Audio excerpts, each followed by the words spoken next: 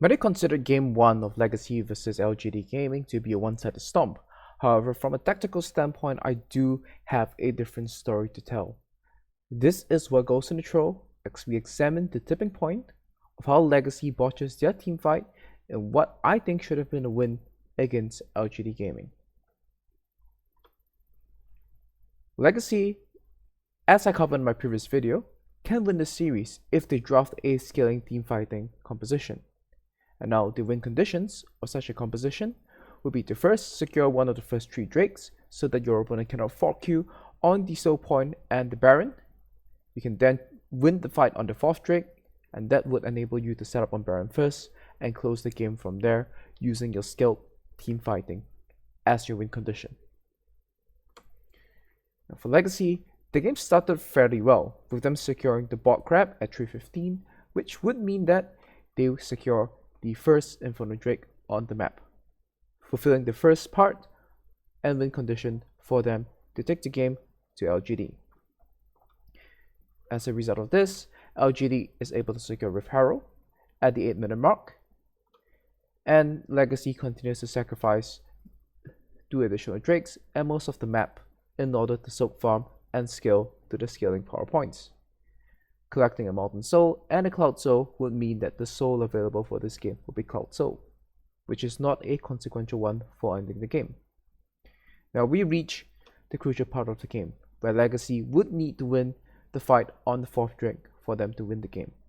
Most people saw this, looked at the 5,000 gold deficit, and called it an LGD victory. However, LGD, in their efforts to secure the bot lane turret, they based one wave too late and failed to maintain control of the map and of the dragon pit. And as a result, Legacy was presented with an opportunity to win the game. Now we covered this before.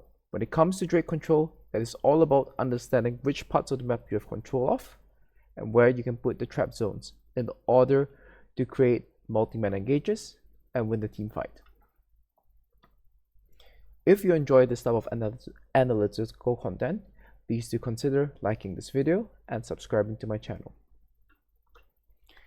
Now, Legacy, as a result of LGD not being able to continue to maintain their pressure and control of the map, they push out the mid lane and walk into the river. This enables them to choose from one of 2 options. There's 2 possible teamfight modes that they can go for here. The first is to kite back into the dragon pit, secure drake, kite out from the bottom side of the map, and then take a reset. The second would be to set up a trap, go for an all-in team fight, and then try to convert the drake fight into a baron, which would then put them in pole position to close out this game. Given the current river control, they are able to set up a trap zone, which would be good if dragon had already spawned and LGD was still busy clearing the waves, as most of the time, teams would feel compelled to walk through this jungle entrance into the choke point, where Legacy would then be able to punish them.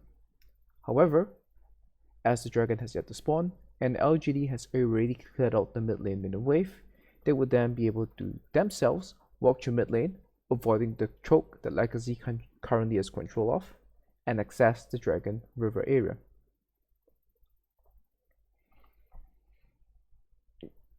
Now, as the drake still doesn't spawn at this point of time, Legacy have a few options at hand.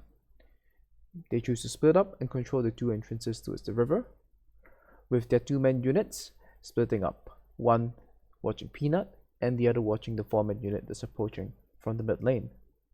This gives them 2 distinct areas of control, and with this method of approach, the idea would be for them to kite backwards into the pit so that when the dragon spawns, perhaps Legacy would be in a better position from chunking out their opponents at this point of time. Now, if we were to look at the items, Legacy are definitely capable of winning this team fight.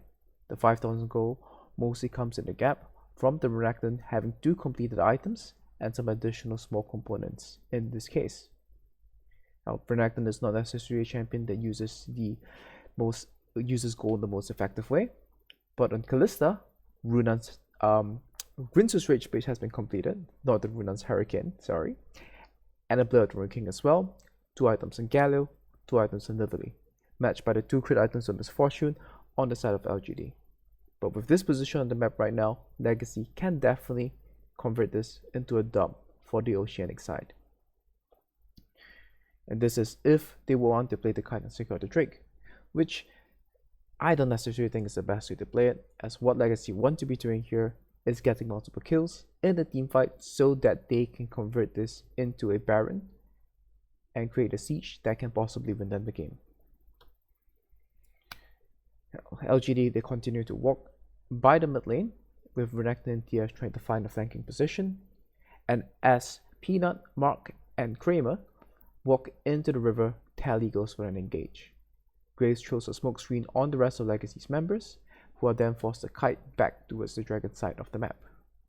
Now notice how when Tally engages using the hero charge forward, the Justice Punch forward, the area of influence from the rest of the Legacy squad is not in place for them to take the fight against LGD at this point of time. Despite landing some crowd control on Mark, the rest of Legacy would not be able to follow up with their damage at this point of time.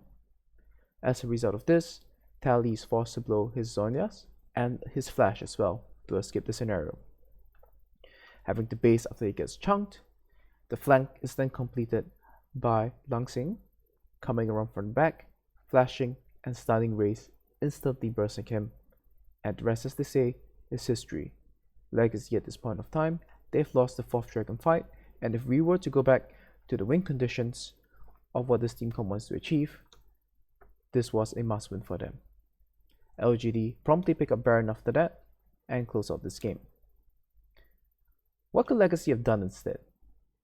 The first thing they should have looked to do is establish a trap zone that's closer to the rest of the DPS members, and this can be done by setting the trap zone around the pixel bush area and having Kalista auto attack the Drake and pull the Drake out.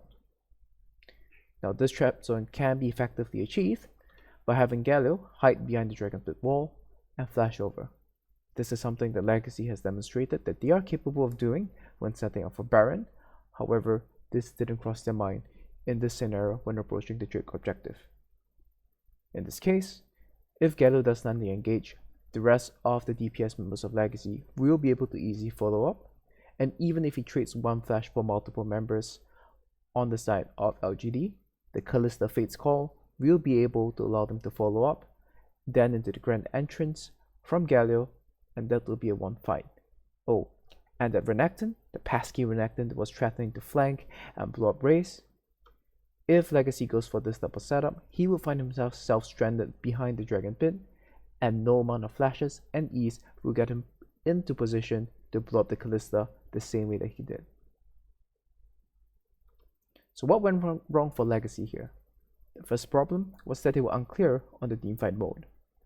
Now this can be solved by identifying the win condition and knowing very clearly that they are not here to secure the Drake. It is a Cloud Drake after all, and what Legacy is trying to do is win a decisive teamfight to secure the Baron after. The second is that Legacy's understanding of trap zones was not well solidified.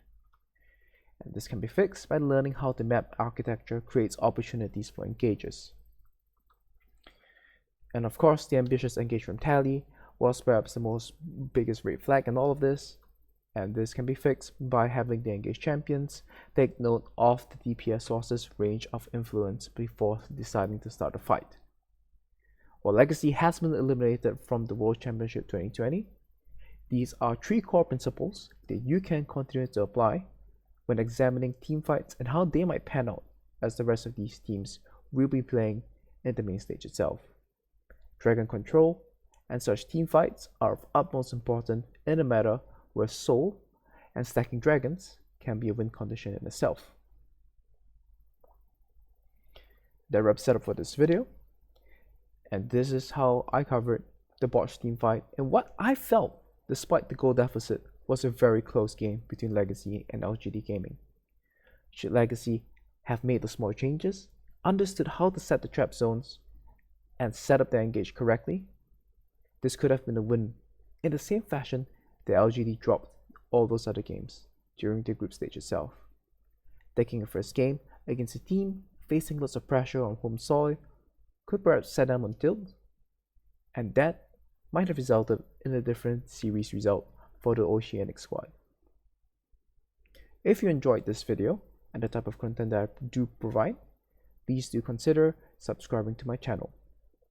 This video was presented to you and scripted by Jensen Go, and the thumbnail that you see at the start of the video is created by Grace Youngs. Thank you for your time, and get hyped for Worlds.